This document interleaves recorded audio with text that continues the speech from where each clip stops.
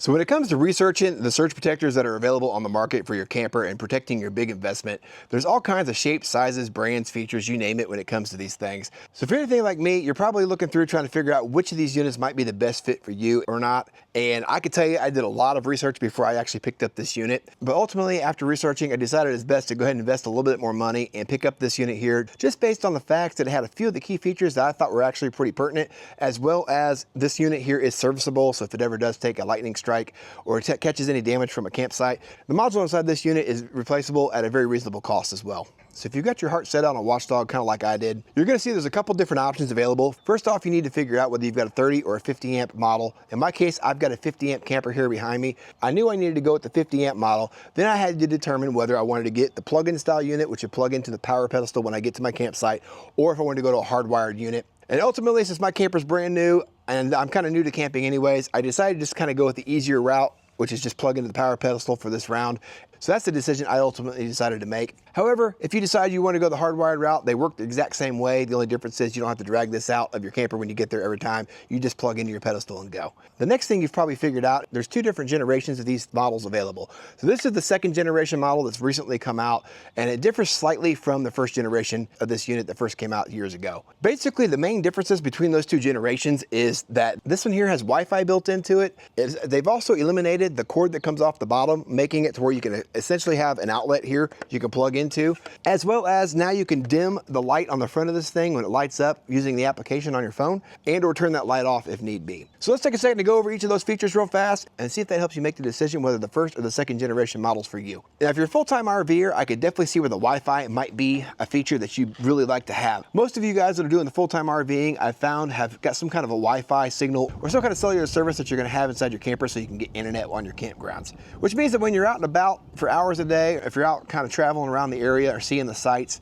as long as you've got Wi-Fi at your camper and cellular signal on your phone, you could check on your camper at any point in time from the app, as well as shut your camper down if there's some kind of situation where you deem that to be necessary. The other thing that you might want to consider too is these emblems, while they're really cool and they light up and it kind of lets everybody know what's on your pedestal, it also becomes a very easy item to disappear on a campground because these things aren't cheap and they could walk away easily. Now, it does have this little metal tab up here where you can kind of lock this around your pedestal. Being able to turn that light off at the same time, it'll help you not draw so much attention to your campsite if you decided you wanted to go that route. And then the last feature on this generation 2, and the one that kind of really sold me on this unit over the first generation, was the fact that that extra length of cord that comes down off the bottom on the first generations is no longer there, making this a little bit easier for me to store in a tote when I put it in the storage under the camper and get it ready for transport each time. Not having that extra length of cord makes a huge difference, even though you're only talking a matter of about a foot extra. But to me, I think it goes a long way in making this unit a little bit easier to handle. Now on this side door here, I really like this feature as well because not only do you plug your cord in here, you've got a nice watertight environment for the cord to sit out of, so you don't have to worry about your connection in inclement weather. But it's also got a light built into the bottom as well. So if you're in a little bit darker environment, if you get to your campground late, once you get this plugged into the pedestal, that light will come on. It makes it a little bit easier to connections in those hard to see situations. Now, if you've never had one of these surge protectors before, a lot of the models out there, once they've taken a hit or any kind of damage, they're pretty much a throwaway unit at that point. And at that point in time, you're gonna have to go out looking for another unit to replace the surge protector you had. What's nice about these Watchdogs is they have a replaceable surge module in them on both the generation 1 and 2 models. And essentially all you're gonna be doing is removing the screws from the back of the unit. This thing separates into 2 halves, and then that surge protection module is pretty much a plug and play process. You can replace that module at a very reasonable price, get this unit back up and working, and then you don't have to replace the whole unit every single time you take a hit. I waited to do this video until I actually had a couple camping trips under my belt because I wanted to actually test this unit out, put it through its paces, and make sure it was something that I would actually recommend because it is a little bit more pricier unit than a lot of the ones that are out there on the market. Now, like I said, I've got a couple camping trips under my belt now, and having this unit plugged in for the couple weekends that we've been out traveling around, I really enjoy the peace of mind, and I also really like the fact you'll see that Watchdog illuminate, and then if there's any errors in that power pedestal at all, it's going to display a code for you, letting you know if you've got a faulty ground, a faulty neutral, and or just a low voltage situation. And then you can pull up your app and see even more detail as to exactly how many volts you're seeing on each side, because there is a line 1 and a line 2 on a 50-volt system. And then that's gonna let you know if you've got a dirty power situation or if you're even gonna be able to run your camper efficiently while you're there on your camping trip. I also like the fact that I'm able to see how many amps my camper's drawing while I'm there, especially during the summer months and I've got the AC running.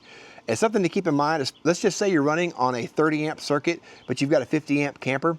you can easily see how many amps you're, even though you've got a 50 amp camper that you're trying to run from. Make sense? Now, the next thing to talk about, while I'll probably never experience this myself, I do know that some of the campgrounds out there will charge you for power usage, and it's not just included in your campsite price.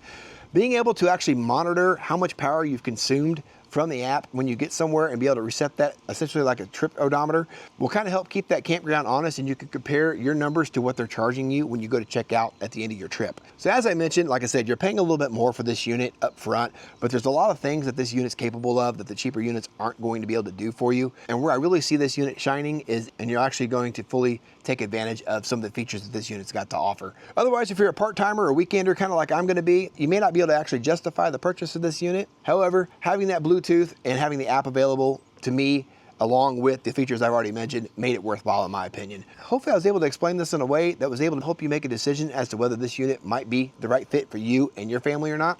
Appreciate you guys taking the time to watch, and we'll catch you guys on the next one.